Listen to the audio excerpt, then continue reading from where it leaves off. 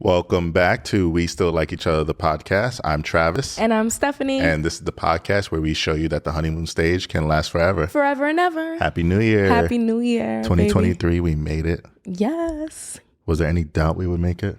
Absolutely not. Okay. Yeah, I wasn't concerned either. Yeah, no. 2022, thank you for everything you provided for us. The lessons we've learned, the experiences we've had. Time is flying. I will say that. I feel like this podcast is another thing to remind us of how quickly time flies. Our son just turned 1. Yes. It's just been... We're about to have a 9-year-old. Yes. Crazy. We're about to celebrate, 8 years of marriage? Or 7?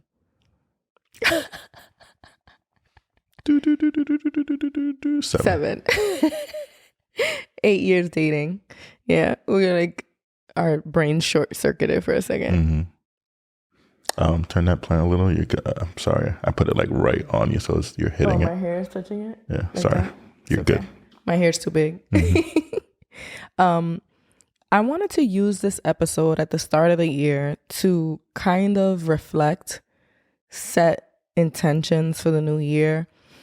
There's a lot of dialogue online about, oh, well, new year, same you, like, stop fronting like you're going to change. And I feel like there's nothing wrong with using the new year to kind of help motivate you to be a better version of yourself. Yeah, catapult yourself. Yeah, like, of course, yes, we can be better every day. We don't have to wait for the first. We don't have to wait for Monday morning. We just need to do. But if this new year energy kind of gives you that push, then so be it. Yeah, I don't think there's anything wrong with it. And we always talk about like, it's the culture that we've created, and that's part of the culture. It's a running joke how many times, how many new gym memberships they get in the beginning of the year, and it slowly starts to dwindle down. But the positive is that people are trying. Yeah. And out of that, let's say 100 people sign up for the gym, maybe a few of them, maybe 10% of those people stick with it. Mm-hmm. And that's still great, in my opinion. I wanted to ask you, what's something you wanted to get accomplished or a goal you had for yourself in 2022 that maybe has to roll over and you have to be a little bit more intentional with it in this year?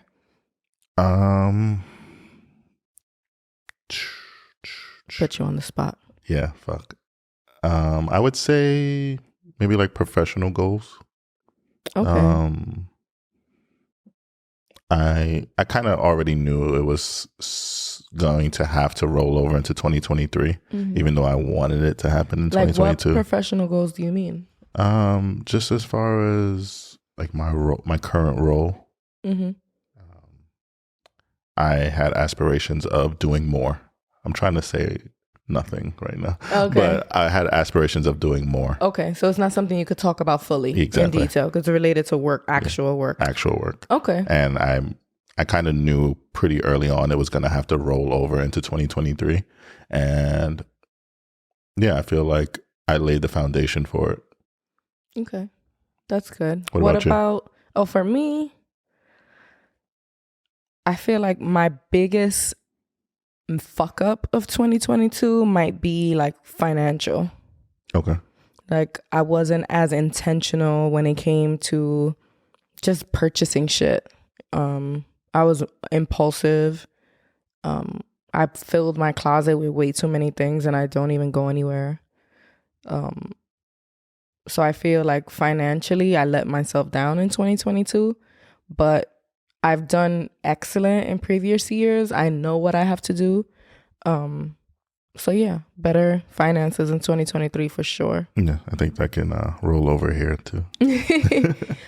I was going to ask about relationship goals. What are some ways that we can improve our relationship, kind of take it to the next level if that's possible, or just make 2023 a different year, a different experience for us romantically?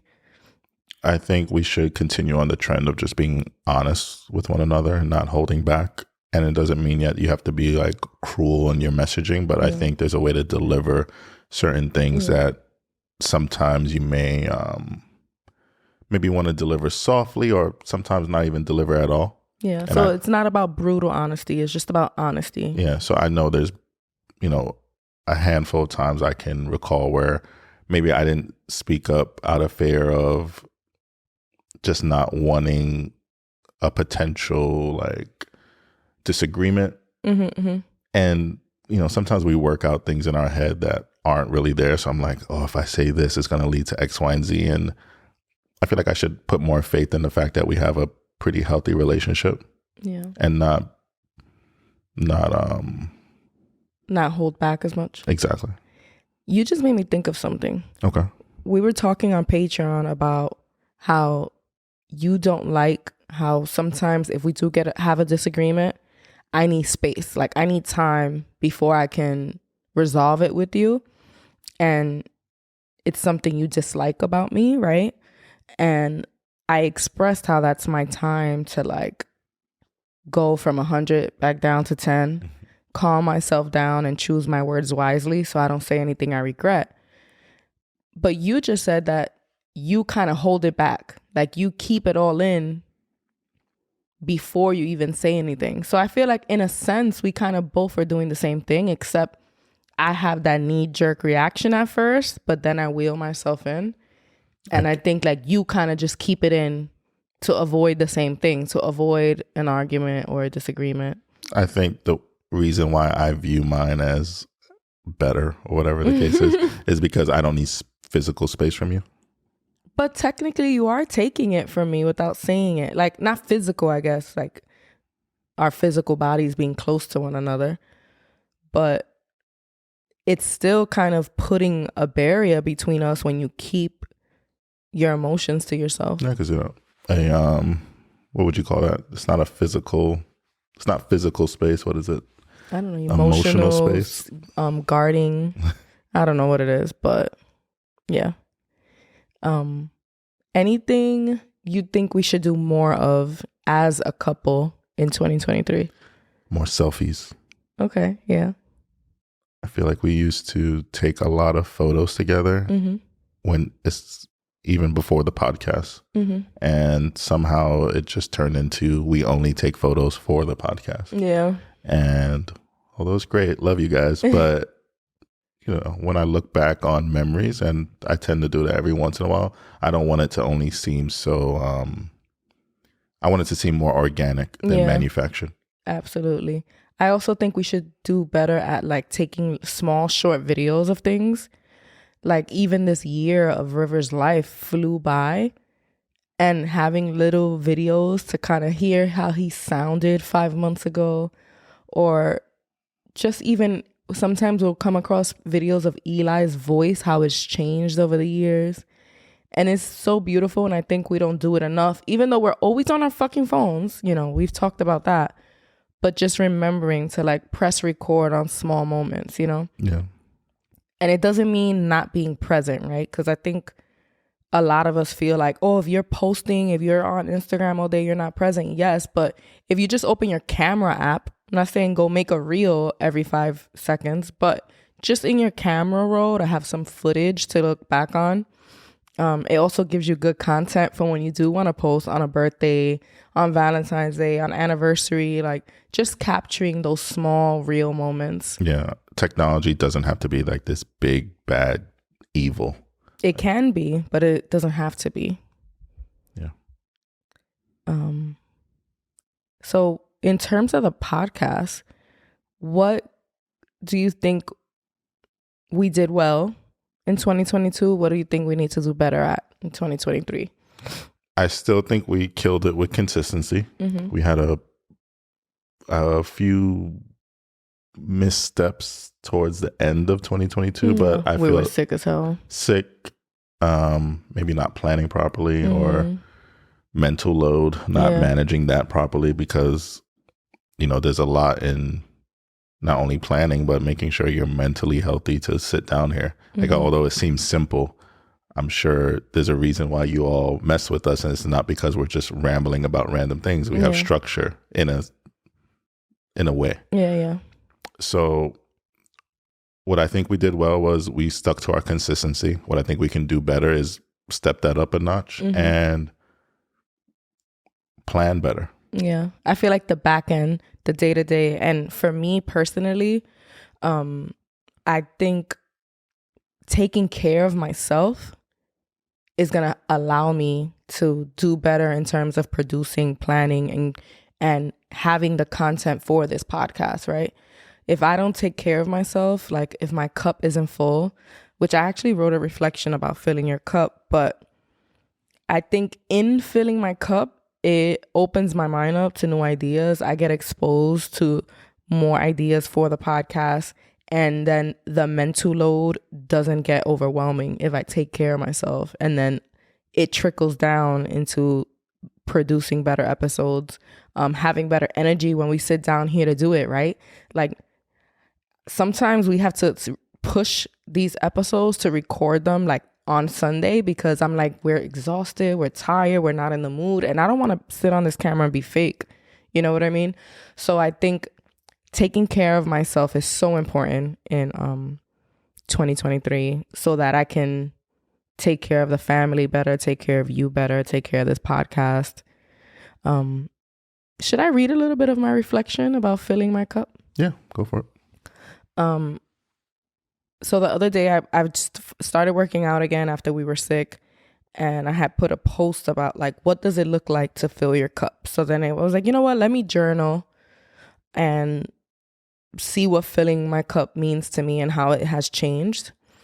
Filling your cup generally means taking care of yourself and doing the things that make you feel full. Our daily routines, thanks to capitalism and home life, can oftentimes leave us feeling depleted.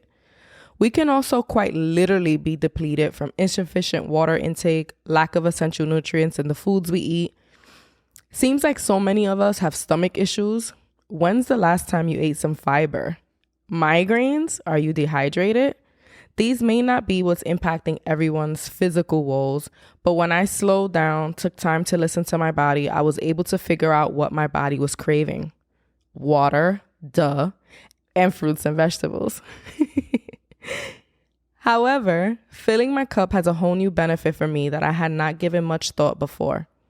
One of my personal flaws is my reactivity.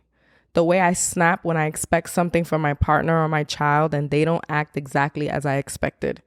It is a terrible habit that I've been actively unlearning. My reactivity sounds annoyed, irritable, stressed, bossy, pushy, bitchy, controlling. My reactive self pushes people away, rightfully so. She kept me safe for many years, and she helped me get through the years when I was mothering my siblings. But she served her purpose. Yet the brain needs retraining. Filling my cup makes it easier for me to slow down, choose my words wisely, and with compassion when speaking to my loved ones. When my cup is full, my triggers have less power, and I can be more thoughtful and wise. Hey, you smoked that. Really quick, when you said my reactivity to my partner and my children, I don't know for sure, but I feel like I can pinpoint when you kind of, it happens like it literally lasts a second, but maybe I say something and you want to react a different way. I can see you pivot towards a more positive. Yeah, it's still very physically obvious. You know how some people say like, I can't hide my emotions. You see it on my face. Like I feel like I'm still working on that because it's, again, the brain needs retraining. It's like, I've done it for so long. It's like, it has to be a very intentional effort to change it. You almost, it's funny, but you almost pause and then you like, shake it off. The computer boots back up and it's like, all right, we're choosing happiness instead of violence. It's kind of like in the movies when there's like the angel and the devil and they kind of zoom out and the person's like trying to figure out what to do. That's literally kind of what happens. You know what I mean? Well, kudos to you. I'm proud of you for not only being aware of it, but taking the steps to better yourself. I noticed that obviously it's not perfect, and you know, I plan to do better, but sometimes I'll still say the bitchy things, but like in a nice tone and kind of like convincing myself that I'm doing better, right? Or I'll still have like an intense tone, but I'm saying nicer things. And it's like, it's a work in progress, but like, I'm very proud of myself.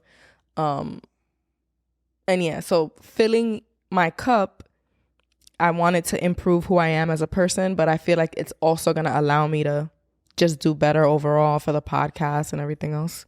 Yeah, I agree. How did we get here? What was it that I asked you? Goals. Yeah, for 20. We were talking about goals for the podcast. Yeah. Yeah. I want to do things we did well, things we can do better. Yeah. I want to use social media a little bit more, which sounds like weird because it's like, Stephanie, are you trying to get off your phone? I want to use it more intentionally for the podcast. You do amazing with the reels, but I want us to be in our stories more. I want us engaging with our audience more. And I want us to post more content about our day-to-day life, families, parenting, dates, just how we maintain a healthy relationship on a day-to-day that's more accessible to people online. Yeah, I like that.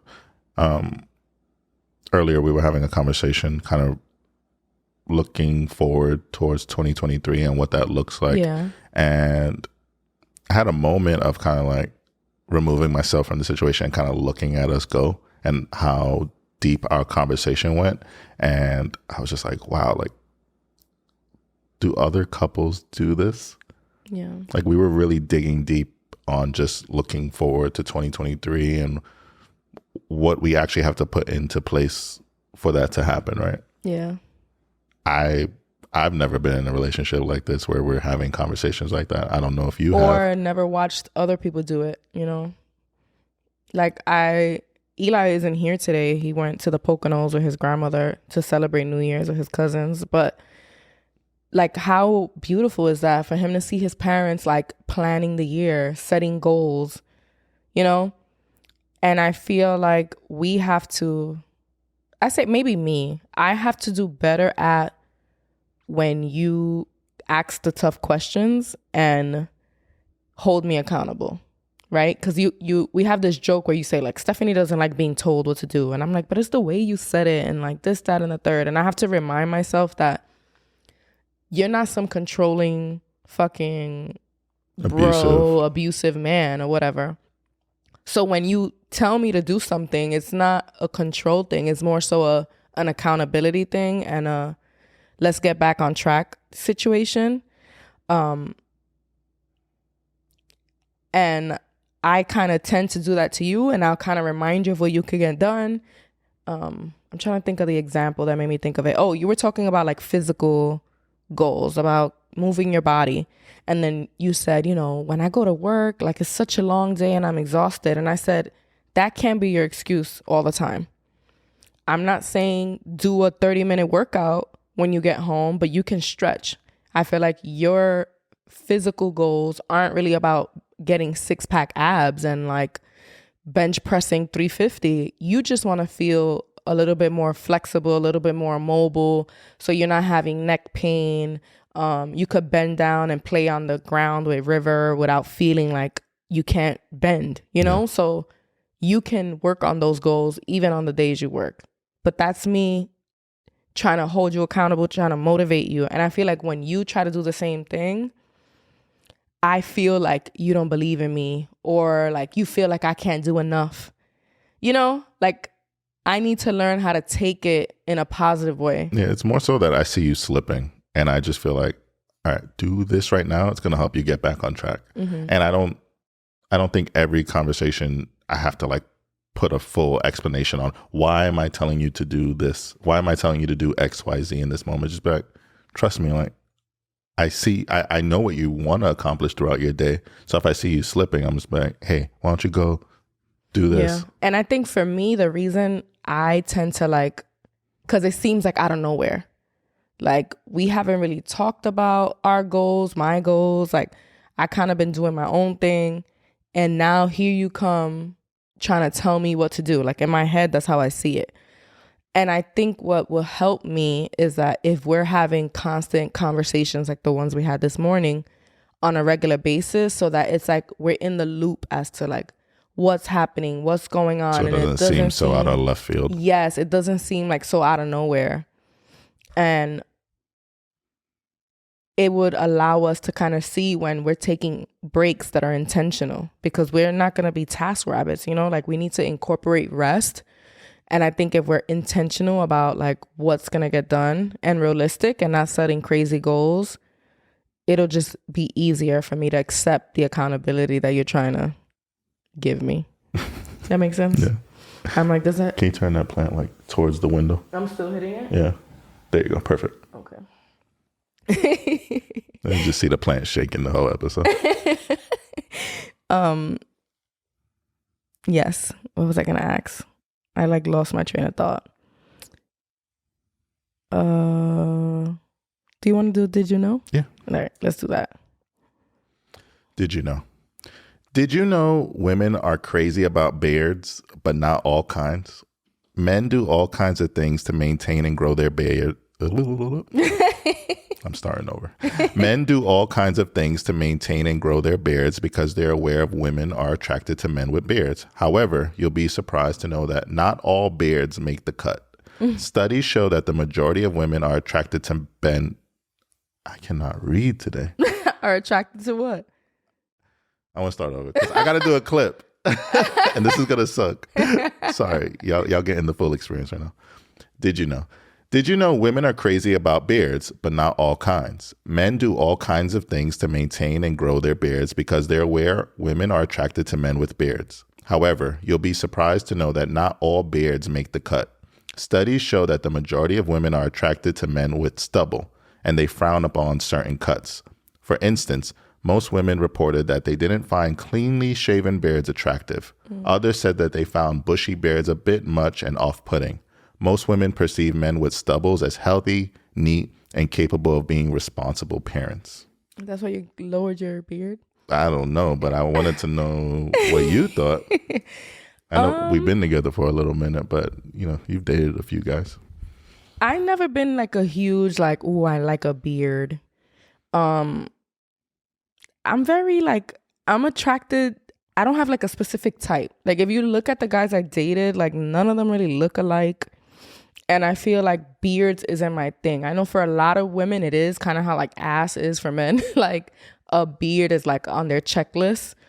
I feel like in the past couple of years, it's also been culturally like beards are like more attractive. I've been seeing a lot of products for men for their beards.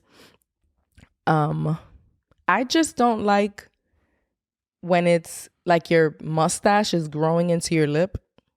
Okay. That is gross to me. So if as long as you're keeping it neat, so like you don't have hair in your mouth, I'm okay with it. I also find it a little bit like off-putting when someone with a full beard just goes shaves it off completely. It's like they look totally different. Do you believe in beard fishing? Yeah, absolutely. People look totally different without a beard. For the negative. Sometimes I feel like some people, like it could be that I'm biased and I love you, but you always wore your beard really, really, really, really low, like almost bald. And then pandemic came, you grew it in. And I feel like a lot of people gave you so many compliments on the beard. And after that, you kind of kept it. But I think you look handsome both ways. And like, you always kind of ask, like, what would I prefer? And honestly, I do not have a preference. Like, I like your face no matter what it looks like. But I have seen some people that when they shave, they kind of don't even look like themselves. Like, totally different. So beard is like makeup for women. It's like makeup or like a wig. Like it changes you a lot. What's a permanent filter? Definitely. Yeah. I mean, I don't have like the fullest beard, but I like my beard. I feel like it works for me. I don't feel like I'm missing out on much. Yeah. And like you said, for most of my life, I've wore it basically like almost bald. Yeah, really low. So it looked like stubble. I did the stubble look forever. Like a 5 o'clock shadow. I have never shaved. Like completely, right? I've never like shaved myself. I've never done the whole, what is that, shaving cream. And yeah, I wouldn't even know where to begin. Yeah, always at the barber. Always at the barber. You brokies. No, I'm just It looks good. Thank you. Honestly, in the pandemic, I really wanted to learn how to cut your hair, but I know you wouldn't dare let me touch it. I feel like we could have tried during the pandemic. But I'm kind of grateful you didn't, because I don't think I would have grew my hair back if you were. And you like this look? It's a vibe. It's a vibe. May go back one day. Some people, when they see your pictures with your hair short, like, oh my God, he looks so different. Yeah. Yeah. What about your hair short? I was thinking about it. I was so close to getting a haircut maybe like 3 weeks ago. I was like ready. I was like, I'm so done with this hair. I'm tired. But I also feel like this hair is me. It's like a part of my personality in a way. That sounds kind of weird, but I will say it's not a part of your beauty. Thank you. It's not and I'm not saying that because you're my wife. I've seen you completely bald. Yeah. And you're still beautiful. Thank you. And unfortunately for some people, like, that's all they have. And that's not your case. So thank you. I do feel like it's easier for me to I haven't done my eyebrows since the pandemic. I don't really ever do my eyebrows anymore. So I feel like since I have big poofy hair, it's like it doesn't matter. If I look really tired, having my big poofy hair helps. Short hair is high maintenance as well, because especially my hair grows quickly. So I needed to be in the barbershop every week to keep it low and nice. Yeah. And then it's I have kinky curly hair. So it's not like when it was growing back, it looked like a cute pixie cut. It looked like dusty. I needed to bleach it, wear a do-rag. Short hair was high maintenance for me as well. Those times flew by, man. Yeah, I had a short that short for over a year. Going to the barbershop, bleaching it, doing it different colors. Good times. Glad I did it. Yeah. Look, it grew back. We back. All right. So I think we should talk about our top 5 episodes of the year. Based on stats. Top 5 meaning these episodes have the most downloads and the most views. So, sorry, you're going to be mad at me. Okay. But it's mostly most downloads, because I think we might have an episode here or there with more views on YouTube. Okay, so this is just downloads through the podcasting apps. Yeah. Okay, so our data is kind of not perfect. I think at the end we'll mention the one that has a high view count. All right, so in terms of downloads, the number 1 episode is 57, A Couple Like Friendship. Number 2 is Non-Sexual Intimacy. I remember that one being big and a lot of people clicking it because of the name. Yeah. Number 3 is Don't Touch My Phone, which is episode 59. Number 4 is You Disappointed Me. Okay. Episode 56. Do you remember these? Some of them I do. Okay. And Just a Piece of Paper. So Just a Piece of Paper I remember is when we were talking about people saying they don't want to get married because this is just a piece of paper, and we talked about Nia Long. Non-sexual intimacy, I remember that. We were talking about ways to connect that aren't sex. Yeah. And it kind of helps improve your sex life. Don't Touch My Phone, we must have talked about going through our phones, right? I can't remember A Couple Like Friendship that much. And what was it that you disappointed me on? I don't remember that. But I noticed all of these names are really good. I feel like people probably ooh, what's that about? Don't Touch My Phone, You Disappointed Me. These are good names. And it's a reminder that picking the name is important. Yeah. Sometimes I used to do this thing where I would try and find a quote of something we said. Mm-hmm. And then I kind of stepped away from it and kind of try to get a little more creative. Mm-hmm. I can't remember if those were quotes. Yeah. Maybe, but I like them. I feel like they're very specific to relationship topics. Mm-hmm. And I know sometimes when you're thinking of a name, I'm it's not that serious. Just pick anything. And now this is a reminder that the name impacts the viewership, I guess, right? Like if people deciding what they want to watch, a name could pull someone in. Yeah. So you see, there's a lot of work that goes on to this. And I did want to mention that the next one, number 6, was the L Word. So shout out to Les Chat. So the L Word, the Les Chat, Dyra, and JoJo, they're our second most viewed on YouTube. And 6th most listened to. Yeah. The first one was child support. And that's because YouTube now has like shorts, which are like reels or TikToks, and the child support clip went viral on YouTube. So then that helped that episode get like a lot of views. But I don't know what's up with the algorithm. Like since then, nothing has done really well on YouTube. He's got to keep pumping them out. Yeah. I saw this video, I think Shane shared it, where the guy was basically saying, repost that clip. Like basically not to be ashamed to like repost your content. And the algorithm's gonna algorate or whatever. And sometimes it may get in front of some people's eyes and sometimes it won't. But don't be ashamed to like keep posting it until it hits. And I think sometimes listen, we're from New York. We think we're cool. And sometimes that could seem uncool. Like, oh, we're just reposting the same content. But it's true. Even if it gets in 5 new viewers, those are 5 people that didn't see it before. And then you may get lucky. And you know what? I think that's a good strategy on YouTube Shorts and TikTok because it's not such a personal app. But I feel like Instagram is very personal. Like you kind of have a more intimate relationship with your followers and the people you follow. So if you're always posting the same shit, they're going to be like, what the fuck? That's true. But I think on TikTok, it's good because, for example, we have 100,000 followers, but some of our videos get like 1K views. So I feel like the algorithm there is so sporadic that there might be helpful. And the same with YouTube. So we'll give it a shot. Definitely. I wanted to talk about, this is what I skipped in our New Year's discussion. We watched the movie Stutz. Yes, with the Johan Hill. It's like a documentary about his therapist. And Travis, you say you loved it. Like it was a really great movie, right? Yeah. I will say that some of it felt kind of like boring. It was like losing me a little bit. Which like parts? The direction of it. Like you could tell that Johan Hill, he admits like he was struggling with like the way it was coming out. And like they kind of break the what do you call it? The third wall, the fourth wall, and kind of make it real. They turn off the green screen. And I sensed it. But I still feel like it's a powerful tool and there's amazing information there.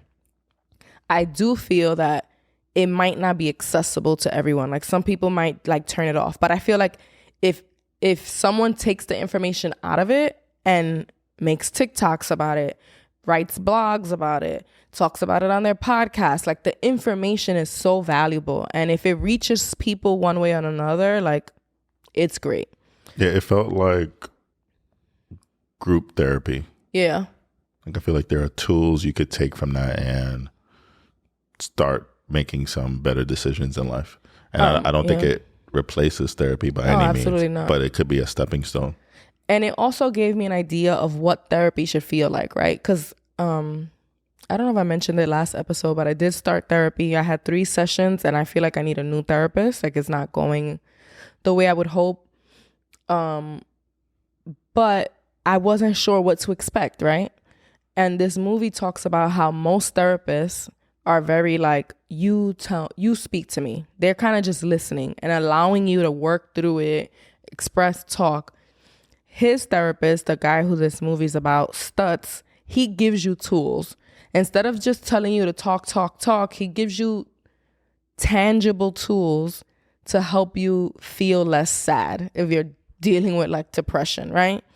And I loved it. So I wanted to talk about the first one, which was like, I feel for me in where I am currently in my own personal journey of healing and emotional healing.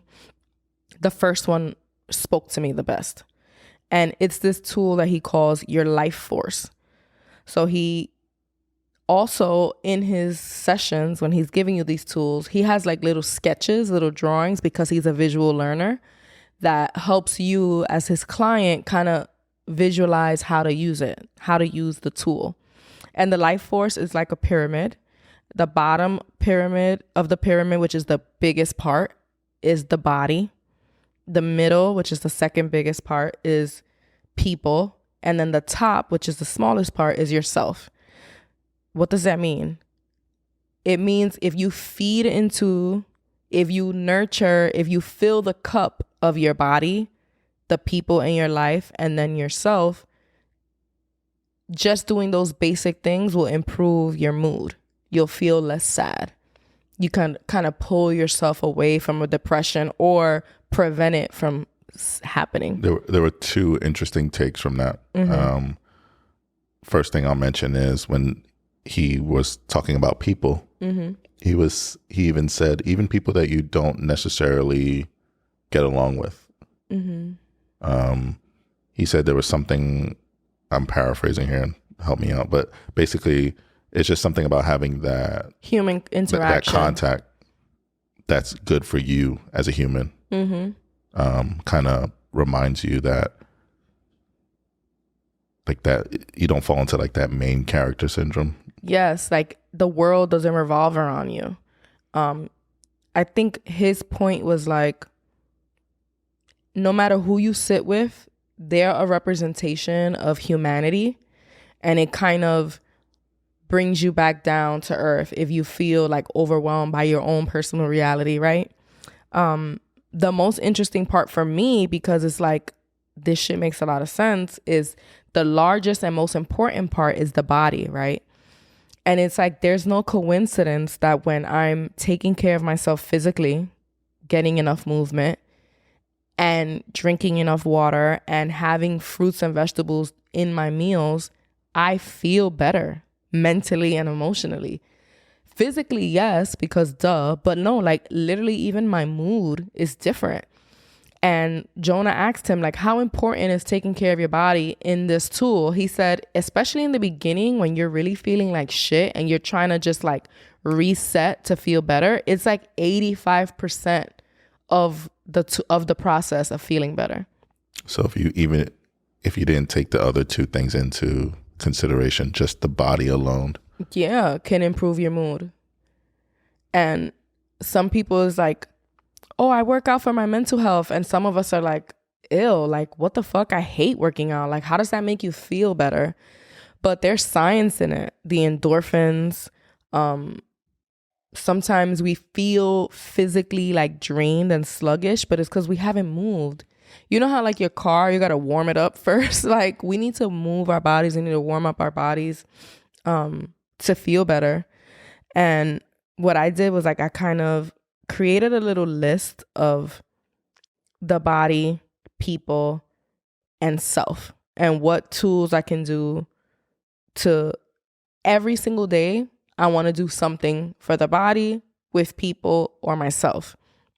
So with body is like all the different ways that I enjoy to move my body, but also obviously I'm not going to work out every day, right? I don't want to put that pressure on myself. And I think that's where a lot of us kind of fail at our New Year's resolutions. We set the bar too high, but I'm fulfilling the body part just by drinking enough water. I'm fulfilling the body part by completing my skincare routine morning and night. I'm fulfilling the body just by doing stretching. One of those things, not all three, just one. Yeah. So even if I don't have time to do the workout, I can do something. Yeah, that was a takeaway from our conversation earlier where I was saying that after work, I'm exhausted physically, mentally. And you were just like, you can just stretch. You can take 30 minutes of your day and stretch. Like your goal is to be more flexible and just not be so tight. 30 minutes won't kill you. We can lose an hour watching TV. So I think that's a major goal of mine in 2023. Yeah. And me is like listening to my body with what I eat, right? Like the other day I made rasta pasta. I made it extra spicy and it was delicious. But then afterwards, my stomach was hurting. Like not like nausea or like, but like gassy, like I felt bloated. So the next day when there was leftovers, I was like, nah, I'm gonna skip the leftovers because it just didn't sit well with my stomach. The people part, I kind of made a list of the people in my life that I want to reach out to. So I have a list of friends, I have a list of family, and every single day, at least one of these people on the list are going to hear from me through text, through a quick phone call, something. So it's okay. So it's just a general reach out, not like you have. Yeah, it's just a general reach out for daily. But I do plan from these daily messages to actually be more intentional and set up dates to like have more meaningful interactions with these people. And I don't mean I'm speaking to all of them every day, but at least one of the people on my list I'm going to speak to in a day. And I think that for me or for any stay-at-home parent is so valuable because we kind of lack interaction with other adults. You know, like I'm home all day with River, who's a baby, and then Eli in the mornings and the afternoon after school, who's a child. One of the things that we kind of take for granted when we're in the workforce is like having other adults to just talk to. Yeah. So yeah. And then the therapist Stutz, his recommendation was to just journal, to write. And I know for a lot of us, it's like, we don't like writing. We don't enjoy it. But what he explained is that it's just your stream of consciousness coming out onto paper. And sometimes if you just write it out, you kind of understand your own feelings, your own emotions, your own thoughts. And just like the filling my cup journaling, writing that down was so helpful because even now when I was like, yeah, I was thinking about what it means to fill my cup. Had I not wrote down this reflection, I would have been paraphrasing and probably would have forgot some of these very impactful reflections that I had in that moment. But if I don't get to write every single day, because I feel like that's setting the expectation way too high for myself, I also put reading or meditating. I definitely feel like meditating can help me with the reactiveness and being more present. So I really, really want to try it. I've said I want to try it forever. I've talked about it and my brain is super busy, but I think it's one of my goals this year to actually be able to sit in silence for like 5 minutes at a time. Yeah. I feel like I'm not doing enough. No, baby, I'm just too much sometimes. So don't feel that way. Yeah, I mean, I'm hearing you go on and it's inspiring, but it's also like, what can I do? Mm-hmm. I don't know. I don't like, do I need, I'm thinking in my head, like, do I need those things that she's doing to make her feel good? And I don't know that I do. There was a meme. It was like a reel. And this girl's like, I can't believe some of y'all just have the will to live and I have to fight for it every single day. And that's kind of how I feel in our relationship. Like, you are just so cool, calm, collected all the time. Like, you don't appear, at least outwardly, to be stressed, overwhelmed, emotional, feeling down. Whereas I battle with that on a weekly basis of like bringing myself up and needing to do something for my body, needing to connect with people, needing to read, write, meditate, something just to keep my cup full enough to not lose my shit. So what's the difference? We're just wired differently. I think we're just wired differently. I feel like it's upbringing. I feel like part of it could be innate, right? Like something we just are born with, because even River, as young as he is, I can see how he's like you in a lot of ways. And Eli, for many, many years, like even the stuff that would like annoy me, I'm like, that was me as a kid. That was me as a kid.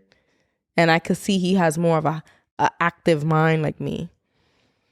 So I think we're wired differently, but I think you can use the tools to kind of push yourself to just be a better person. Not necessarily heal and not be sad, but kind of push yourself to that next level. Yeah. Because I'm not sitting here like my shit don't stink, right? Mm-hmm. So I'm very aware of, I don't want to just be stuck in the same cycle of doing the same thing and expecting different results. Mm-hmm. So if there's some things you're doing that you feel could benefit me, I'm all ears. How do you think, so for example, taking care of your body, if you were able to do that, if you were able to commit to every single day doing something for your physical health, how do you think that could help you? Like, what would that improve in your life? Just, well, I'm thinking long term, wanting to be active with the kids. And sometimes I do feel sluggish. So if it helps get rid of those, then, or if it helps with the kids and helps get rid of the sluggishness, then I'm here for it. I do remember a couple of years ago, and maybe on 2 to 3 different occasions, you mentioning like, I feel so drained and tired all the time, and I don't want to look tired at work, and then you will buy like vitamins or something to help you. But it's like buying vitamins, but then drinking Pepsi, not moving your body, and I'm swallowing my vitamins with a Pepsi. You know what I mean? So it's like counterproductive. Yeah. So I feel like even though you're like, damn, you're doing a lot, I think in a way, the same ideas could help you in a sense. People, how do you think that could help you in your life and your goals? Yeah. I've discussed this a few times, but I feel like my relationships are very surface, and although there are a handful of people who try and dig deeper, sometimes I'm not giving, and then there are people who I do want to dig deeper with that I'm still not taking those steps with. So I just feel like overall there has to be like a revamp of how I handle these human interactions. Yeah. And platonic friendships. Yeah. Yeah, I'm very aware of that. And I do want to say by the end of the year that I turned it around. With friends, with some family. And the reminder to everybody, we can't say this year I want to do this without making plans, without being intentional. So I think these lists and these tools and writing things down is what helps me hold myself accountable and revisiting them often. Last, what can you do for yourself, for your personal development? For me, it's reflection and reading to like gain more knowledge. But like for you, what do you think just feeding you, who you are as an individual, can do to help you? Like what does it look like, and what do you think it could help you with? What was the example you used for yourself? Journaling, reading, and meditating. I don't know if this is in the same vein, but we kind of briefly discussed, like I want to be more intentional about time for myself. It just always seems like it's like an afterthought, or there's no, it's not intentional. It's like I'll find pockets, and I know, with kids, that's not always the most simple thing to do, but we prioritize doing this podcast. We prioritize doing laundry, cleaning, so forth. Like I want to say, for the next hour, I'm going to be doing my thing, whether it's watching a show I like, and I'm talking about like outside of our time things together. We watch together. Or I'm going to play a video game. It's just always like, oh, I got 15 minutes. Let me do something real quick before I hear daddy or, well, daddy. Yeah. So, and we've briefly discussed it, but I don't think we've actually put anything into action yet. Yeah. And I know the other day we were like on the couch, and it was like Christmas Eve maybe, or the day after Christmas, or maybe Christmas Day, I don't remember, but we were like just watching TV on the couch, and then you were like, I'm gonna go to the computer for a bit. But I sensed that it was so hard for you to say it and like do it, and even for me to be like, okay, it was still like, okay, I gotta find something I just want to watch. And not that I was upset, but it's like we're not used to it. Anytime we have like a free time, we slump together on the couch and watch something. So being more intentional with that downtime, and that could be time for me to read, write, meditate, do the things I want for my body and myself. Likewise for you. And I think since it's not a lot of time, we waste it so easily. So I think we got to be more intentional. For sure. I think I'm done with our reflections and episode 71. What do you think? Yeah, I feel good. I am excited for 2023. I think, this podcast has just been a breath of fresh air, like just exactly when I needed it. Mm-hmm. So I want to take care of it, just like we talk about all the other things we have to take care of. Mm-hmm. So, I'm grateful for everyone who has given us a chance. And even if you give us one chance, it's like, oh, that was cool, but I got other shit to do. Yeah. Or if you keep coming back every week, like I know a lot of times, or the times where we've had to skip, people will be like, ugh, I guess y'all got to get better. Or I guess your mental health is important. So it's surreal, but it's affirming. Yeah. And like Steph said, I want to engage with you all more in 2023. I feel like sometimes especially our Instagram page can feel like just an extension of Stephanie. And I don't want that to be the case. Like, you're going to get both of us. Yeah. And sometimes when people are DMing, I have to like say it's me. Because they assume it's me. Yeah. Because I'm usually the one writing. I'm like, oh, that was good advice. I'm like, Travis. So, very grateful for you all. And I'm excited for everything that's going to come in 2023. Hope you keep rocking with us. I hope new people come along for this journey. But even if it stays here, I'm happy. I am extremely happy with what we've done, what we've built, this community. A little housekeeping. One, if you're on YouTube, like this video. I'm sure you're subscribed. Leave a comment. Let us know. If you're not subscribe. Let us know what your New Year goals are. Mm-hmm. Yeah, the algorithm on YouTube has slowed down for us, so your interactions really help us a lot. Yeah. If you're listening on your podcast platforms, Apple, Spotify, leave us a 5-star review. Sprinkle a little razzle dazzle in the comments as well. Anything less, just keep on listening. Hopefully we change your mind for the next one. Yeah. Get yourself some We Still Like Each Other merch. And if you don't want any more t-shirts, the stickers are fire. Yeah. We're shipping every day. Yeah. And last but certainly not least, Patreon. Thank you to the Patreon members who have joined up. We have a very healthy amount of people who are on there. I'm very proud of that number. Yeah. I want it to grow. I want us to engage in the comments on this platform as well. I want us to communicate more on there on a more personal level. Yeah, definitely.